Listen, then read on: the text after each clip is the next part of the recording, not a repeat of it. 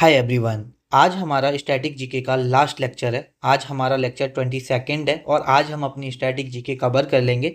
और आज के इस लेक्चर में हम दो टॉपिक कवर करेंगे, एक माउंटेन पासेस ऑफ इंडिया और एक ट्राइब्स इन इंडिया। तो सबसे पहले हम माउंटेन पासेस देख लेंगे, उसके बाद हम ट्राइब्स इन इंडिया देखेंगे। और ये जो हमने कंप्लीट स्टैटिक जीके करी है, जिसका आज लास्ट लेक्चर है, 22वां लेक्चर है। अभी तक अगर आपने पहले लेक्चर नहीं देखे तो जाके देख सकते हो। ये सभी हमने एसएससी एग्जाम के पॉइंट ऑफ व्यू से करी है। अगर आप 2025 की तैयारी कर रहे हो तो यहाँ से बाहर नहीं जाएगा। आइदर आप सीजीएल की तैयारी कर रहे हो, सीपीओ कर रहे हो, सीएचएसएल, एमटीएस, जीडी या कोई भी एसएससी एग्जाम। और इन क्लासेस के आप अभी हमारा ये लास्ट लेक्चर है और ये 22 क्लास है। मतलब आज स्टैटिक जीके की टोटल 22 क्लासेस हो जाएंगी। अगर आपको इनके नोट्स चाहिए, हिंदी में अलग बना के दिए हैं, इंग्लिश में अलग दिए हैं, आप कैसे एक्सेस कर सकते हो वो वीडियो के मैं एंड में बताऊंगा। तो चलिए वीडियो को शुरू कर लेते हैं। और ये चीज़ें तो आप सभी को पता ही होंगी कि इनका जो कंटेंट है लास्ट 5 साल के एसएससी के सभी पेपर्स को एनालिसिस करके तैयार किया गया है। हिंदी और इंग्लिश दोनों में यहाँ पर आपको देखने को मिलेगा। तो सबसे पहले हम माउंटेन पासेस कवर करेंगे, फिर ट्राइब्स इन इंडिया जो हमारा इंपॉर्टेंट टॉपिक है वो हम यहाँ पर कवर करेंगे। अगर हम जम्मू एंड कश्मीर की बात करते हैं तो हमारा जम्मू एंड कश्मीर में दो पास हैं, एक है आपका बनिहाल पास और एक है आपका पीर पंजाल पास। ये दोनों पास इंपॉर्टेंट हैं, जम्मू कश्मीर में है, याद रखना। अब यहाँ पर देखो, ऐसे याद कर सकते हो कि जम्मू कश्मीर में क्या है कि टेररिस्ट अटैक होता रहता है। तो जम्मू कश्मीर में बुज़दिल इंसान, एक यहाँ पर हमारा एक और पास लिख लो, बुर्जिल पास। तो जो जम्मू कश्मीर में आपके जो बुज़दिल इंसान हैं उनका जाना क्या है, बैन है। जो कमज़ोर व्यक्ति हैं उनका जाना बैन कर रखा है जम्मू कश्मीर में। ठीक है, इस तरह से आप थोड़ा सा यहाँ पर रिलेट करके याद कर सकते हो। मतलब बुज़दिल व्यक्ति हैं, मतलब कहते हैं ना एकदम कमज़ोर हो गए हो, मतलब पिंजड़ा लग गया एकदम, है ना। तो पंजाल उस तरह से थोड़ा सा एसोसिएट करके इसे याद कर सकते हो। आगे देख लेते हैं। आगे है हमारा यहाँ पर लद्दाख। सबसे ज़्यादा अगर हम माउंटेन पासेस की बात करते हैं तो आपके लद्दाख के अंदर ही हैं हमारा मेंटिकला पास। देखो, जो ला का मतलब होता है ना वो पास होता है, ठीक है, ये चीज़ ध्यान रखना। मिंट ला का मतलब होता है पास। खारदुंगला, जोजीला, चांगला, पेंसीला, लनकला, करांग टैगला, अघिल पास और खुंजरैब पास। ये सारे पासेस आपके कहाँ पर हैं, लद्दाख में हैं। और सबसे ज़्यादा आपके लद्दाख में ही पासेस हैं। तो देखो, इसको थोड़ा सा डायरेक्ट ही याद कर लेना, ठीक है। मतलब कुछ ऐसे ट्रिक भी बना सकते हो कि आप लद्दाख गए, लद्दाख में आपने मिंट खाई, ठीक है। जो सड़क थी बहुत ज़्यादा खुरदरी थी, मतलब ऊबड़ खाबड़ सड़क थी, ठीक है। आप पूरे जोश के साथ कहाँ गए थे, लद्दाख गए थे। वहाँ पर आपने जब रोड देखा और सारी चीज़ें देखी तो कुछ चेंजेस लाने की सोची कि यार लद्दाख में कुछ चेंजेस होने चाहिए, ठीक है। आपने अपनी पेन से एक लेटर लिखा पीएम को। तो इस तरह से आप थोड़ा सा याद कर सकते हो, ठीक है। तो आगे हम देख लेते हैं। ये लद्दाख के पासे से याद हो गए यहाँ पर। उसके बाद अगर हम देखते हैं हिमाचल प्रदेश के, तो हिमाचल प्रदेश में यहाँ पर 4 पासेस हैं। एक तो बारालाचा ला है, एक रोहतांग पास है, एक देवसा पास है और एक सिप किला पास है ना। तो सिप किला पास जो है हमारा, उसको ऐसे याद कर लो, सिप हिम ऐसे याद करो, सिप से सिप किला और हिम से हिमाचल प्रदेश, ठीक है। ऐसे ही, और रोहतांग और बारालाचा पास ऐसे याद करो कि जो रोहित है, रोहित नाम का एक लड़का है, वो हिमालय पे बार बार चढ़ता है। रोहित हिमालय पे बार बार चढ़ता है और हिमालय पे कौन रहते हैं, देव रहते हैं। तो इस तरह से आप थोड़ा सा एसोसिएट करके इनको यहाँ पर याद कर सकते हो। आगे देख लेते हैं हम यहाँ पर उत्तराखंड के पासेस के बारे में। अगर हम उत्तराखंड के पासेस देखते हैं तो एक तो लिपुल पास है आपका यहाँ पर, एक आपका नीति पास है, एक आपका माना पास है, एक मुलिंगला पास है, ठीक है। तो आप ऐसे याद करो इसे, आ, नीति लिपस्टिक लगाने से मना कर रही है। नीति लिपस्टिक लगाने से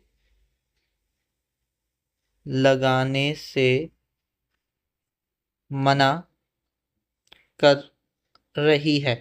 तो देखो, नीति पास हो गया, लिपस्टिक से लिपि पास हो गया, लगाना मतलब मुलिंगला पास हो गया यहाँ पर, और माना से माना पास हो गया, ठीक है। इस तरह से आप याद कर सकते हो, जस्ट ट्रिक के लिए है, ठीक है। आगे देख लेते हैं। आगे है हमारा सिक्किम। तो सिक्किम में 2 पास हैं, एक तो नाथुला है, एक जैलिपला है। देखो, ये मैंने इस तरह से याद करे थे, ये नाथू, मतलब मैंने इस तरह से बना दिया था कि नाथू सिख और जैलिप सिख, ऐसे डायरेक्ट इनके नाम ऐसे ही याद किए, नाथू सिख, जैलिप सिख से। तो नाथू सिख से सिक्किम, जैलिप से जैलिपला पास, जैलिपला, और सिख सिख से सिक्किम। तो जैलिप सिख, नाथू सिख, ऐसे डायरेक्ट नाम याद कर लो तो आप उसमें आप स्टेट भी आराम से याद कर लोगे। उसके बाद हम देखते हैं अरुणाचल प्रदेश के बारे में। तो देखो अरुणाचल प्रदेश में एक तो डफर पास है, डिफर पास, एक दिहांग पास है, एक बॉम्बदिला पास है।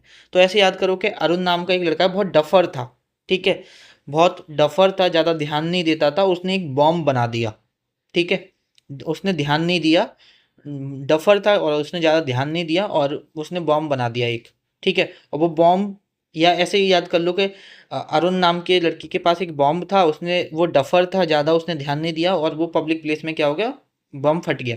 तो इस तरह से भी थोड़ा सा को रिलेट करके याद कर सकते हो। बाद बाकी का हमारा बचा राजस्थान। राजस्थान में अगर हम देखते हैं तो एक तो है गोरम घाट पास, ठीक है, ये घाट होगा यहाँ पर, गोरम घाट पास, एक है हल्दी घाटी पास। तो ये डायरेक्ट दोनों यहाँ पर याद कर लेना। उसके बाद है हमारा महाराष्ट्र। तो महाराष्ट्र में एक है हमारा थाल घाट पास और एक है भोर घाट। ये दोनों पासेस हमारे कहाँ पर हैं, महाराष्ट्र में। तो ये पासेस हमारे एक बहुत छोटा सा टॉपिक था। आई होप कि आपका ये जो पासेस वाला टॉपिक है ये कुछ हमने 5-6 मिनट में कवर कर लिया, ठीक है। अब हम जो एक इम्पोर्टेंट टॉपिक है, ठीक है, ओके, केरल का बचा हुआ है यहाँ पर, केरल का देख लेते हैं। एक तो है पालघाट पास और एक है आपका यहाँ पर सैन कोटा पास। तो ये दो पासेस यहाँ पर केरल के, ध्यान रखना, ठीक है। अब बात बाकी का हम ट्राइब्स कर लेते हैं, ठीक है। अगर यहाँ पर आप ट्राइब्स से देखोगे तो काफ़ी क्वेश्चन ट्राइब्स से आपके बनते हैं। तो यहाँ पर हम कवर करेंगे ट्राइब्स, और ये मैं आपको लिख के ही कराने वाला हूँ, ठीक है। यहाँ पर हम पेन चेंज कर लेते हैं।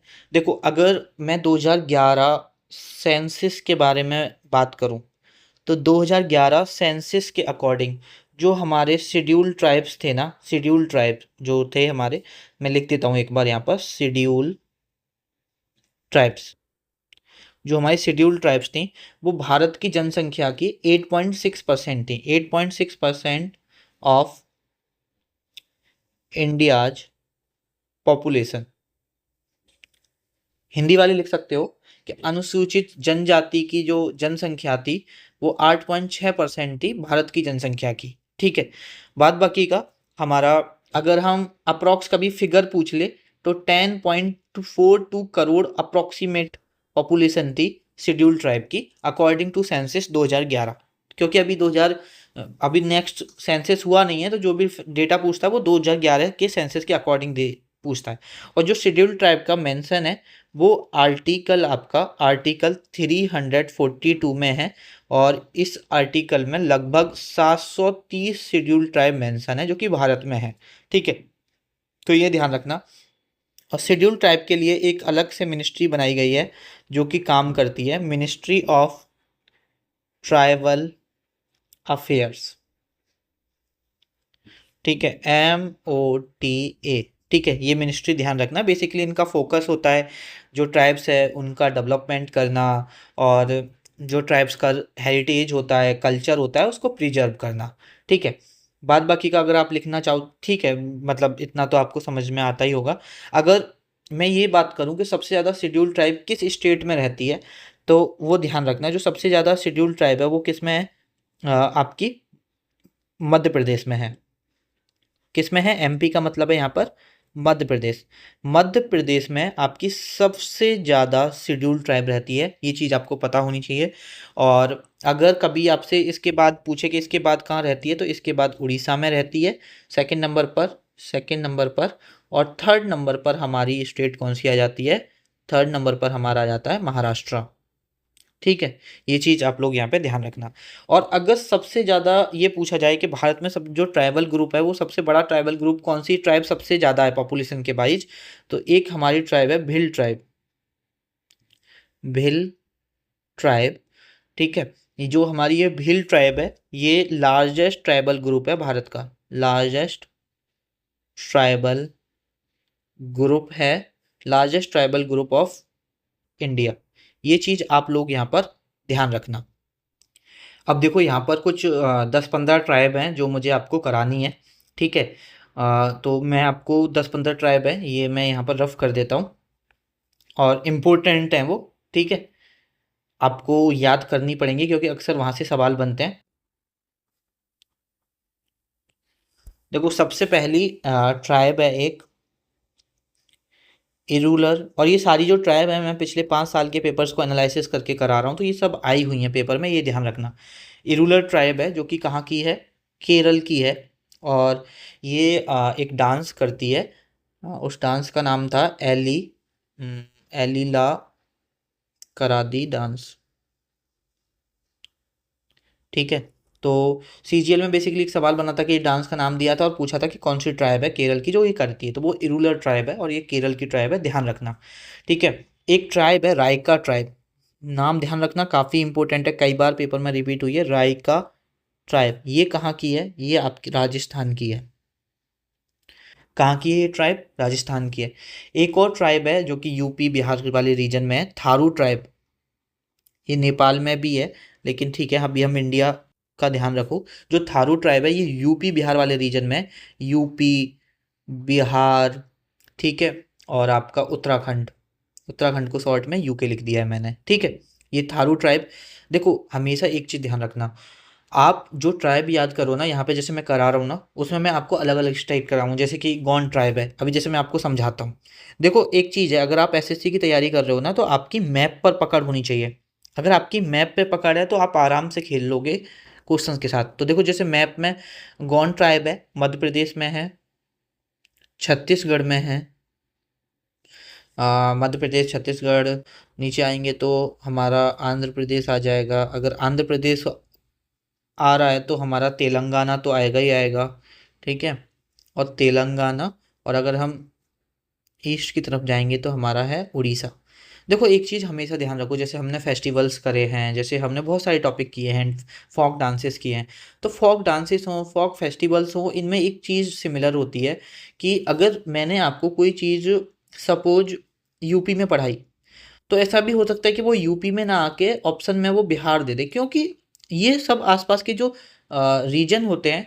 ठीक है, अभी जैसे सपोज ये यूपी है और ये मेरा बिहार है, सपोज यूपी के इस वाले रीजन में अभी मैं जस्ट बता रहा हूँ, मैप में एग्जैक्टली ऐसे नहीं है, ऊपर होगा, लेकिन ठीक है अभी मैं आपको समझा रहा हूँ। जैसे यूपी के इस रीजन में कोई चीज़ सेलिब्रेट होती है, तो हो सकता है कि वो बिहार के इस रीजन में होती हो, इस वाले पूरे रीजन में होती हो।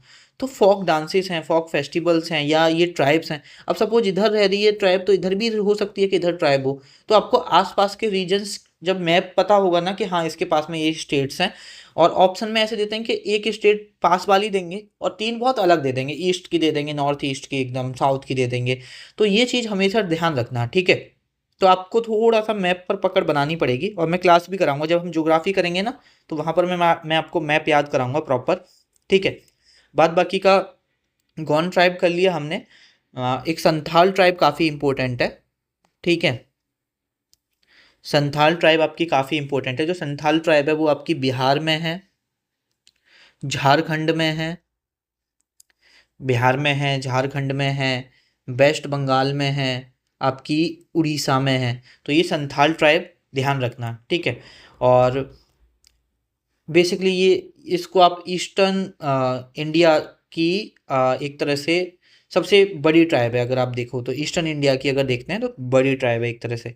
और नागालैंड की एक ट्राइब थी, जेलियांग रोंग, जेलियांग रोंग ट्राइब, ये ट्राइब भी पेपर पॉइंट ऑफ व्यू से मेरे भाई काफ़ी इंपॉर्टेंट है।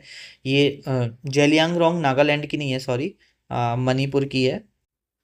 और जेलियांगरोंग ट्राइब मणिपुर की है, और इसका एक डांस, एक फेस्टिवल सेलिब्रेट करती है यार। मैंने शायद जब फेस्टिवल करा रहा था आपको पढ़ाया था, गन नगई फेस्टिवल करके था, गन नगई फेस्टिवल। ये काफ़ी इम्पोर्टेंट फेस्टिवल है, कभी कभी डायरेक्ट पूछ लिया जाता है कि ये किस स्टेट का है, तो मणिपुर का है। कौन सी ट्राइब करती है, तो जेलाइंग रोंग करके एक ट्राइब है जो इसे परफॉर्म करती है, ध्यान होना चाहिए। उसके बाद असम की आपने एक ट्राइब पढ़ी होगी, बोडो ट्राइब, काफ़ी इंपॉर्टेंट है पेपर पॉइंट ऑफ व्यू से, बोडो ट्राइब। और अक्सर ट्राइब से सवाल ऐसे बनते हैं कि ठीक है भाई बता दो इनमें से कौन सी ट्राइब इस स्टेट की नहीं है या इस रीजन की नहीं है, रीजन वाइज भी सवाल पूछ लेता है कि नॉर्थ ईस्टर्न रीजन की, साउथ रीजन की, तो इस तरह से भी तो पता होना चाहिए। अगर मैप पे पकड़ होगी तो आराम से आप कर पाओगे, ठीक है। तो बोडो ट्राइब आपकी कहाँ की है, असम की है। और असम के पास मेघालय में भी है कुछ, ठीक है, तो मेघालय भी ऑप्शन में दे सकता है, असम नहीं देगा तो। और ये एक बगुरम्बा डांस होता है वो करती है, ठीक है, तो ध्यान रखना ये बगुरम्बा डांस। तो कभी अगर आपसे पूछ ले कि बोडो ट्राइब कौन सा डांस करती है, तो बगुरम्बा डांस करती है, ध्यान रखना, इंपॉर्टेंट है। खासी ट्राइब, खासी, गारो, ये तो मेघालय की आपको पता होगा, ठीक है, मैं दोनों लिख देता हूँ, खासी ट्राइब एंड आपकी कौन सी है, गारो ट्राइब। खासी ट्राइब और गारो ट्राइब दोनों कहाँ की हैं, ये मेघालय की हैं, और ये काफ़ी इंपॉर्टेंट है, कई बार सवाल आया है। और ये जो खासी ट्राइब है आपकी, खासी ट्राइब के बारे में एक चीज़ ध्यान रखना है, ये नोंग क्रैम डांस करती है, नोंग क्रैम डांस, जब मैंने आपको डांस पढ़ाया था तो वहाँ पे शायद पढ़ाया होगा, ठीक है। गारो ट्राइब है जो हमारी, वो बांग्ला डांस करती है, बांग्ला डांस करती है, ये चीज़ आप लोग यहाँ पे ध्यान रखना। बाद बाकी का, गुजरात की एक डेंग ट्राइब है, डेंग ट्राइब, डेंग ट्राइब कहाँ की है, गुजरात की है, ये चीज़ आप लोग यहाँ पे ध्यान रखना। और और क्या पता होना चाहिए आपको, हाँ, अभी तो अरुणाचल प्रदेश की एक ध्यान रखना, एक एप्टानिस करके है, एप्टानिस ट्राइब, जो कि कहाँ की है, अरुणाचल प्रदेश की, ये काफ़ी इंपॉर्टेंट है। और बाद बाकी का, अरे यार हमने भील ट्राइब तो की नहीं, ठीक है, एक सेकंड मैंने रफ कर देता हूँ। हम्म ठीक है, नंबर देख लेना कौन सा है, ठीक है। हमारी है भील ट्राइब, तो जो भील ट्राइब है ना मेरे भाई, वो सबसे लार्जेस्ट ग्रुप है ट्राइबल का, ठीक है, भारत में। और ये किस रीजन में, वो ध्यान रखना है, तो ये रीजन है आपका, मध्य प्रदेश आ जाता है इसमें, राजस्थान आ जाता है, राजस्थान के पास में है गुजरात, गुजरात के नीचे जाऊंगा तो महाराष्ट्र, ये सारे रीजन्स जो है मेरे, ये आपकी जो ट्राइब है भील ट्राइब, यहाँ से बिलोंग करती है, मतलब यहाँ यहाँ रहती है, तो ये पता होना चाहिए आपको, ठीक है। एक छत्तीसगढ़ की थी कमर ट्राइब, ये भी पेपर में एक दो बार पूछी गई है, तो लिख लेना कमर ट्राइब, ये है आपके छत्तीसगढ़ रीजन में होती है, छत्तीसगढ़ से लगा हुआ मध्य प्रदेश, तो वो भी आपका यहाँ पे लिख लो। उसके बाद बार्ली पेंटिंग हमने पढ़ा है, तो बर्ली एक ट्राइब भी है जो कि इसको बनाती है, बर्ली पेंटिंग को, तो बर्ली ट्राइब अगर कभी आ जाए तो ये तो बहुत फेमस है पेंटिंग यहाँ, बर्ली पेंटिंग, महाराष्ट्र, ठीक है। और हम्म, एक और सवाल, एक और ट्राइब थी, चेंचस करके, चेंचस, चेंचस शेड्यूल ट्राइब, ये आपकी तेलंगाना की है, ठीक है। तो ये हमारी कुछ इंपॉर्टेंट ट्राइब हैं जो कि भारत में है, ठीक है, भारत की ट्राइब है। अभी कभी कभी पेपर में बहुत रेयर पूछता है, लेकिन कभी कभी पूछता है कुछ, हमारे जो नाइबर कंट्री हैं उनकी भी कुछ ट्राइब पूछ लेता है, तो दो चार कंट्री की करा देता हूँ जो पेपर पॉइंट ऑफ व्यू से इंपॉर्टेंट है, जहाँ से सवाल पूछे जाते हैं, ठीक है, तो मैं इसे अभी रफ कर देता हूँ, जस्ट वेट अ सेकेंड।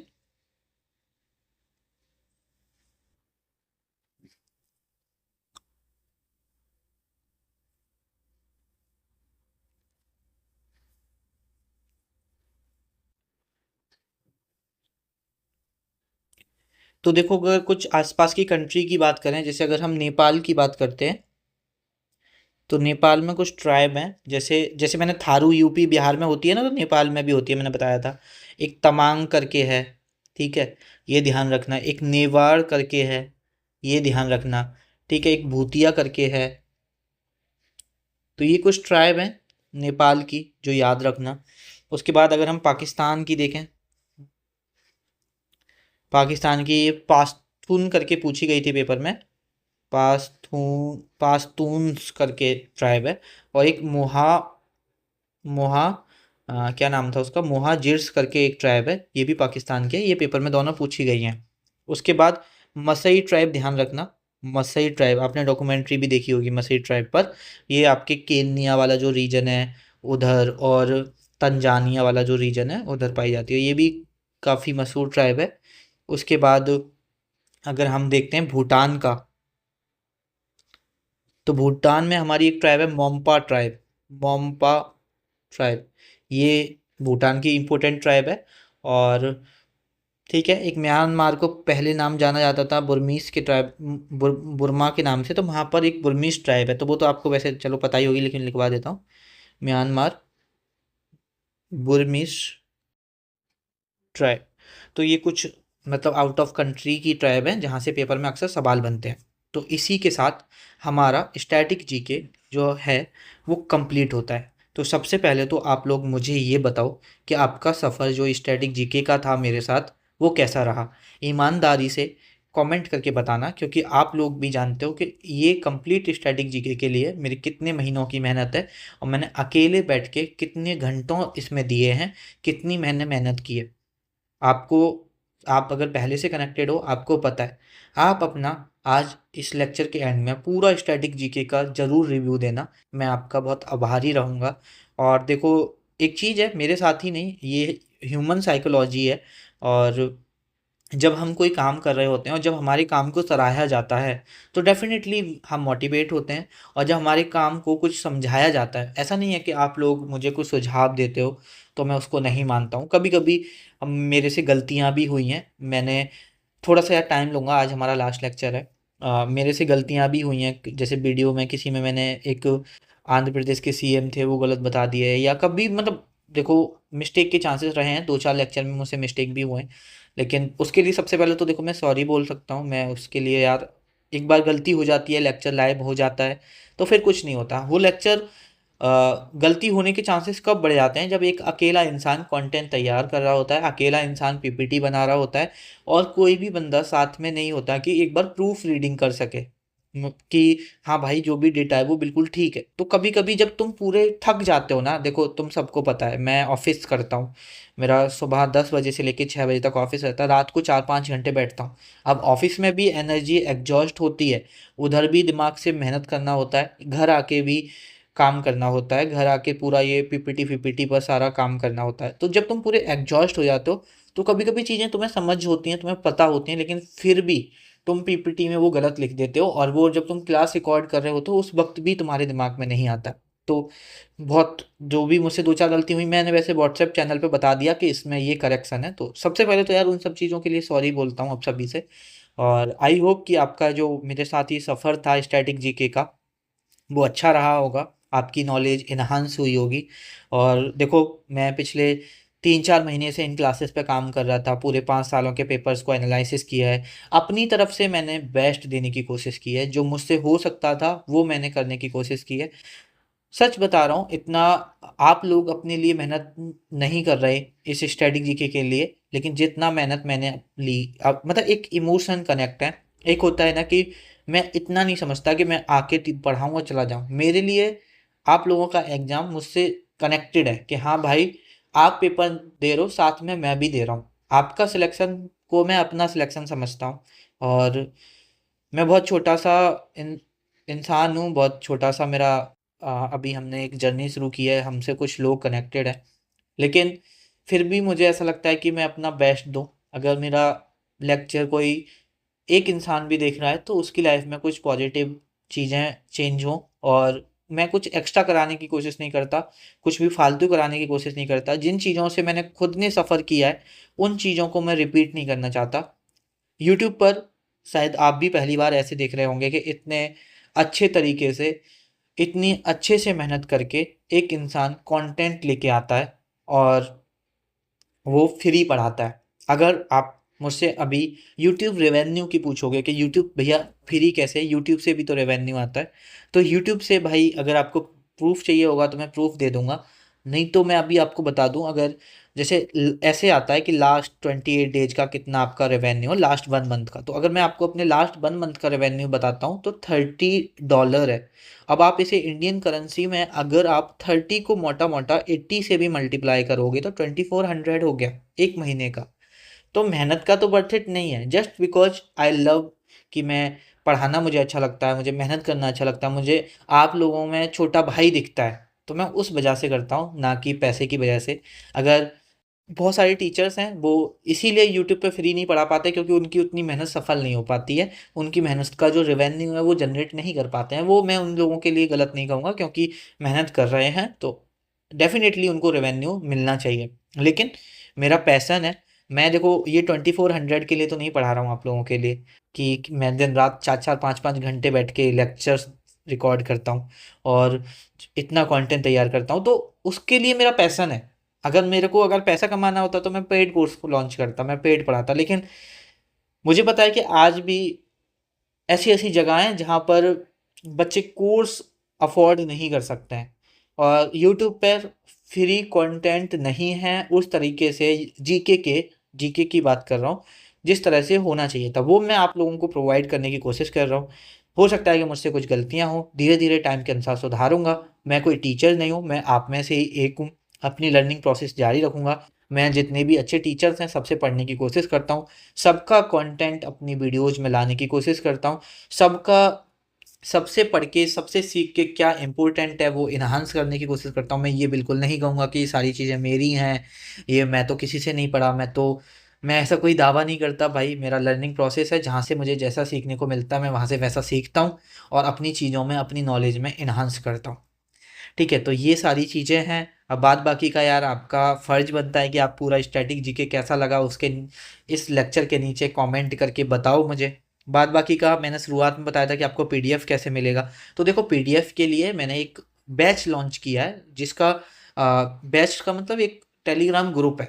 उसमें 199 में आप ज्वाइन हो जाओ। 199 में 22 लेक्चर मैंने स्टैटिक जीके के कराए हैं। इनके हिंदी में अलग नोट्स मिलेंगे, इंग्लिश में अलग आपको नोट्स मिलेंगे, एक जगह कंपाइल करके मिल जाएंगे। अभी मैं हिस्ट्री पढ़ाने वाला हूँ, तो उसी में 199 में हिस्ट्री के लगभग मैं 25 लेक्चर कराऊंगा। सभी लेक्चर्स के हिंदी में अलग और इंग्लिश में अलग नोट्स मिल जाएंगे। सेम ज्योग्राफी कराने वाला हूँ, आगे पॉलिटी कराने वाला हूँ, इकोनॉमिक्स कराने वाला हूँ, साइंस कराने वाला हूँ, सभी सब्जेक्ट्स के ओनली 199 में आपको हिंदी में अलग, इंग्लिश में अलग पीडीएफ मिल जाएंगी। ठीक है, हैंड रिटन नोट्स की। तो बेसिकली ये पैसा मैं खुद नहीं रख रहा हूँ, मैं जो नोट्स बनाते हैं उनको पे आउट करता हूँ। तो ऐसा नहीं है कि भाई क्योंकि कि मैं इन पैसों को रख रहा हूँ, जो नोट्स बनाते हैं उनको भी देना होता है। लेकिन बाद बाकी का अपना ख्याल रखो यार, पढ़ते रहो, और ये मत सोचा करो कि आपका सिलेक्शन नहीं होगा। सेल्फ बिलीव रखना बहुत ज़रूरी है। सेल्फ बिलीव रखोगे तो आपका एक दिन 100% सिलेक्शन होगा। ठीक है, आपको ग्रुप में ज्वाइन होने के लिए आप इस नंबर पर मैसेज कर दो, बोल दो कि भैया मुझे ग्रुप में ऐड होना है, मुझे ऐड कर दो। तो आपको ऐड कर दिया जाएगा। जब आप ट्रांजेक्शन कर दोगे तो आपको ऐड कर दिया जाएगा। बाद बाकी का यार, अभी हम हिस्ट्री शुरू करेंगे, सोच रहे हैं। अभी हम 1 अप्रैल से कर रहे हैं, फाइनल डेट मैं आपको व्हाट्सएप चैनल पे बता दूंगा। और देखो, मैंने फ्री डेली टारगेट भी प्रोवाइड करा रहा हूँ MTS 2025 के लिए, तो जाके वो भी ज्वाइन कर सकते हो। व्हाट्सएप चैनल ज्वाइन कर सकते हो हमारा, वहाँ पर मैं आपको फ्री डेली टारगेट दे रहा हूँ, तो वहाँ पर आप ज्वाइन कर सकते हो। लिंक नीचे डिस्क्रिप्शन में। और डेफिनेटली अगर वो डेली टारगेट आप फॉलो करोगे तो आपका फाइनल सिलेक्शन होगा इस बार। बात बाकी का यार, और यही है। कोई भी दिक्कत है तो आप इस नंबर पर अपनी दिक्कत पूछ के यार पूछ सकते हो। मैं एज अ छोटा भाई समझ के आपको गाइड करूँगा।